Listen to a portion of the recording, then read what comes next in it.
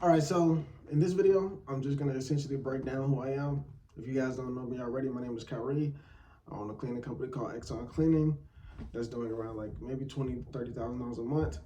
Now today we're just gonna be talking about the challenges and everything that I'm facing in the current business market, and I was facing back when I first initiated the company as a young entrepreneur. If hopefully you guys find this valuable. If not, hopefully the next video will be valuable as well. So essentially starting my business at a young age, it essentially started with a clothing company. This is actually the clothing company that I started like 4 years ago. From that time, it's not going on anymore. Like I think around like 2 years ago, I stopped doing the clothing company when I got into my first few jobs actually. And how it started was one of the jobs I was at, I met the owner of the company, and he sort of kind of took me under his wing and taught me how to start businesses and things like that. And that's where we are now with our clothing company.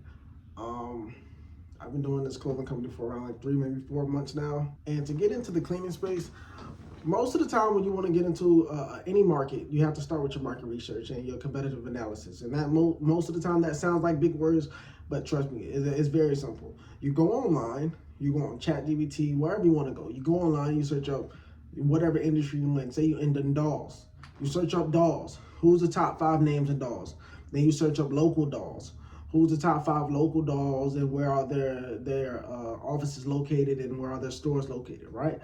After you find that out, you give them a call. Hey, I want to buy a doll. I don't know if you do special dolls or regular dolls, but let's say you do special dolls. Hey, I would like you to build a doll for me. How much would the starting price be? Oh, well, it depends on the material. Do you want ceramic, or do you want brick, or do you want whatever? Oh, well, I want the highest quality. I want ceramic, or say whatever you can afford. Say you only can afford brick. I don't know if they make dolls out of bricks, but say you only can afford bricks. Say, hey, I want a brick doll. How much would that run on average? Well, it depends on if you're doing a full body or a half body. If you're doing just a face, it depends on the instructions. Oh, I just want just a face. Say that's all you know how to make. I want just a face, and I want it to look like this, and I can send you over pictures, right? Send them over pictures. They give you a quote. Oh, if you want a special made doll, it's going to be $526. Now you did your market analysis, you did your competitive analysis. Now you know how much a regular doll that you can make, how much they're charging. You can charge $20 lower, or you can charge exactly the same price, charge $526 or whatever, and go make the dolls and sell it online. First, you want to sell it, then make it, of course, but you know what I mean. Sell the dolls, make the dolls, ship the dolls, collect money. Business is money inside a bank account. That's it. Then you deliver, then you use that money to deliver your services or your products and everything like that. But until you got money in a bank account, you can't really do much because you don't have a business. But if you're starting it from scratch, say you got a job right now, if you have a job right now and you're starting from scratch, the main thing you want to focus on is getting money inside your bank account. That can be selling a service, that can be selling a product. I know a lot of you guys want to start doing like t-shirts and things like that. As somebody that did t-shirts myself, I don't really think that's the most valuable thing for you to do. But if it's your dreams, you achieve your dreams, you go for your goals, how you want to go for your goals. But if it was me and I was talking to my son, I would say go start some boring business like a service business, lawn care business, interior painting company, cleaning company. Any business that's simple, short to start, that you can create a lot of profits off in a short while and that everyone needs, and you don't have to create demand. If you don't know how to create demand and you don't know how to run a business, don't try to create demand on a t-shirt company, because all t-shirt companies, you have to create demand. So you got to send your product out to influencers. You got to make sure you market it correctly. You got to get hype around it. You got to get rappers to wear it or singers. You got to get hype around it, build it up, rolling around. Influencers, right? That's building demand on a product that doesn't have demand.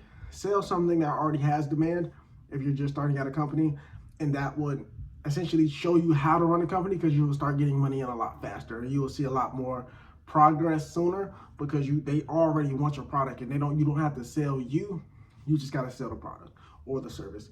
And most of the time, if you're doing lawn care or something, you don't even have to sell it. You can just put it on posters and stuff, and people will call you because they need their lawn cut. Now let's they need their lawn cut. Now let's try to sort of talk about how the learning is with building a business, or what I think about that. Most people say you got to learn all the time or you're not learning anything and you're going to be out of business soon, right? But now in the current market, it's kind of sort of different, right? Because you got to learn a lot. And most of the time, it's not really a lot, because a really short-sighted person or really dumb person or arrogant person can make a lot of money. just because of the fact that you just need to do it. Most of the time it's not about knowing, because a lot of you guys know what to do. Most of the time it's just by doing, right?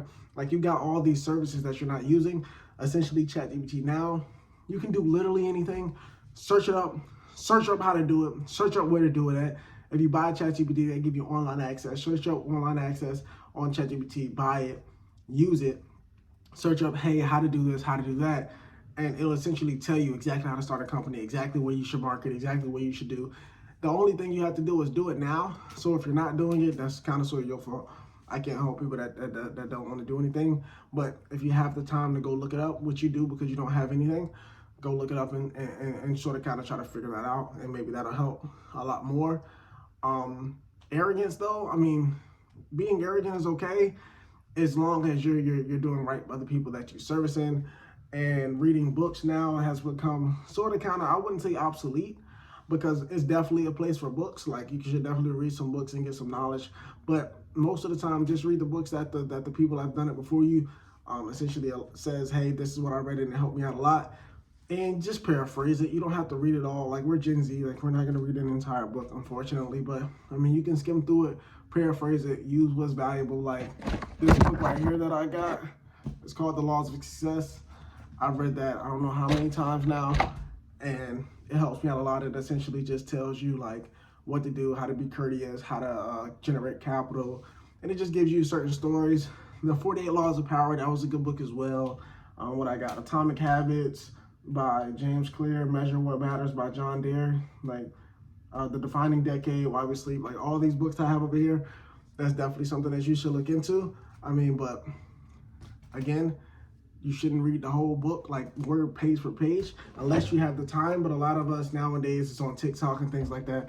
So we're not reading the entire book anyways. So I suggest that whatever you think about and whatever gets you the most, like, oh, well, I need this at chapter 3, then just read chapter 3. Some advice that I wish I'd known by starting the company a while back. If I can say one thing, is just do it, the Nike slogan, because jobs get in the way of making money. And I'm gonna tell you this thing because my mentor told me this when I was working for his company, and I was showing up late some days. I was working on the clock on my business. Of course, it was a lifeguarding job, so I was there, but I was working on the clock on my businesses, and I started helping him out a little bit with some projects that he wanted to get done. But one thing he kept telling me is jobs are getting in the way of making money. And he never specifically told me to quit my job, but every day he said, jobs getting in the way of making money, man. Jobs getting in the way of making money. And he said it like a week. It took me like a week. Normally I act on things a lot faster. Speed equals money. Wherever you want to do, be real fast about it. Normally I act on things faster, but it took a little while because I had bills and things like that. He kept saying jobs getting in the way of making money. A week later, I quit my job and I started doing like $10,000, maybe $20,000 a month. Right off, making like $2,000-3,000 a month working every single day. Once I quit, I started making more money.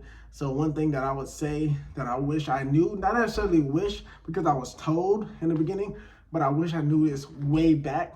Jobs getting away from making money.